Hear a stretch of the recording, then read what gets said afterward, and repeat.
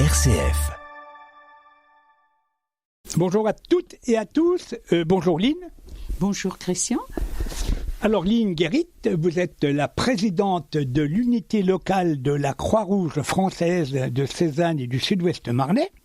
Et nous sommes très contents de vous rencontrer aujourd'hui et merci d'avoir répondu à notre invitation.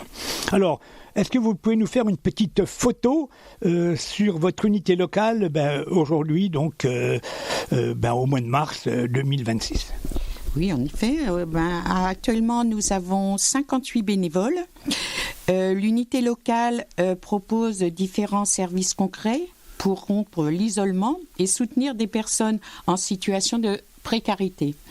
Nous avons tout d'abord la boutique qui est ouverte 4 demi-après-midi par semaine, les mercredis après-midi, jeudi après-midi, vendredi après-midi et samedi matin. Elle est ouverte à tous. Elle permet d'acheter des vêtements, du linge, des produits d'hygiène à des prix très solidaires. C'est aussi un lieu de mixité sociale où les bénéfices sont réinvestis dans les actions de l'unité. C'est une belle activité, ça. Oui. Elle prend de l'ampleur. Et bon, il faut dire aussi que j'ai une super équipe de bénévoles qui adorent cette activité. Une autre activité, c'est la halte répit détente Alzheimer, ouvert tous les mardis après-midi. C'est un espace dédié à l'accueil des personnes atteintes de la maladie d'Alzheimer ou troubles apparentés. L'objectif est de leur offrir un moment de stimulation et de convivialité, tout en accordant un temps de répit indispensable aux aidants familiaux. Nous avons également un projet de mettre en place des visites à domicile. Oui, en effet, ça c'est très nouveau alors. Oui, c'est très nouveau et c'est une idée là avec notre nouvelle responsable de cet atelier. Qui permettra aussi de libérer un peu les accompagnants. Voilà, c'est pour libérer surtout les accompagnants. Nous avons l'atelier Papote, c'est un rendez-vous tous les jeudis après-midi, axé sur le lien social. On y vient pour discuter, faire des travaux manuels, partager un goûter et surtout briser la solitude. Nous avons une permanence accueil, écoute, orientation. Le point d'entrée, c'est le point d'entrée pour les personnes en difficulté. Les bénévoles y assurent une écoute bienveillante et orientent les personnes accueillies vers les aides adaptées, comme alimentaires, administratives ou financières.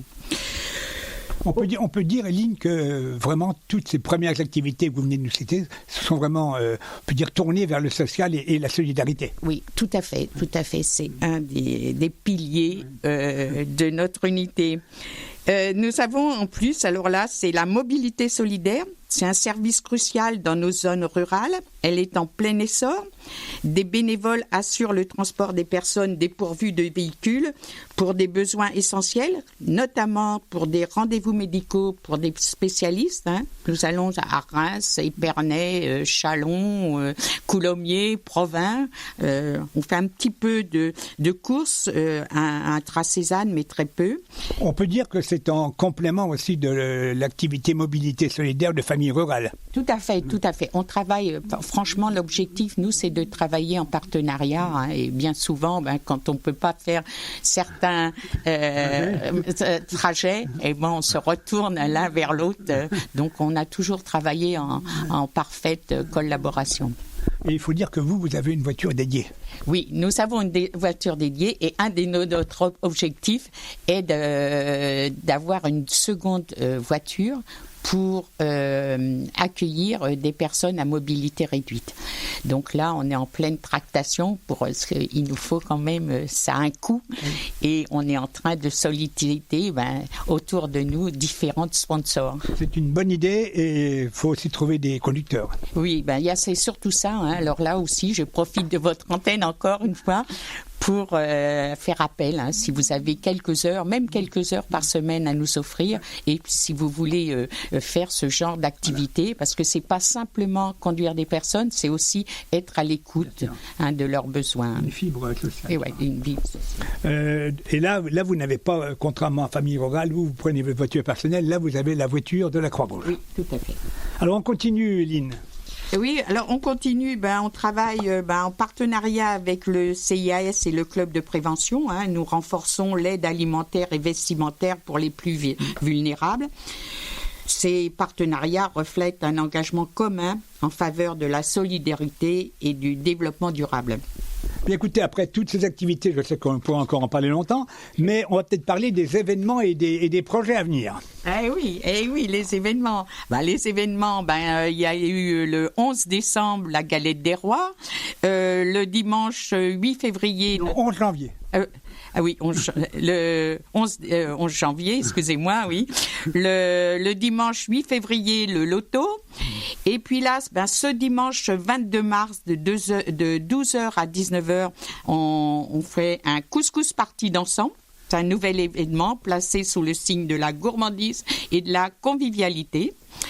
Donc ça, c'est dimanche qui vient, là. Oui, c'est ce dimanche-ci, au prétoire de Cézanne.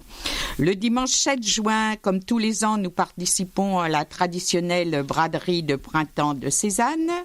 Le dimanche 10 mai, c'est notre goûter des anciens, de 14h à 17h à la Maison des Sports de Cézanne. Cet événement intergénérationnel réunit les résidents du foyer Sainte-Léonie, à Via, et les résidents de la maison de retraite de Cézanne. Le dimanche 14 juin, autre nouveauté, c'est de 14h à 19h, nous organisons le bal des années 80. Les journées nationales le 23 et 30 mai. Comme chaque année, en mai, les bénévoles vont à la rencontre du public pour solliciter des dons indispensables au maintien de nos activités.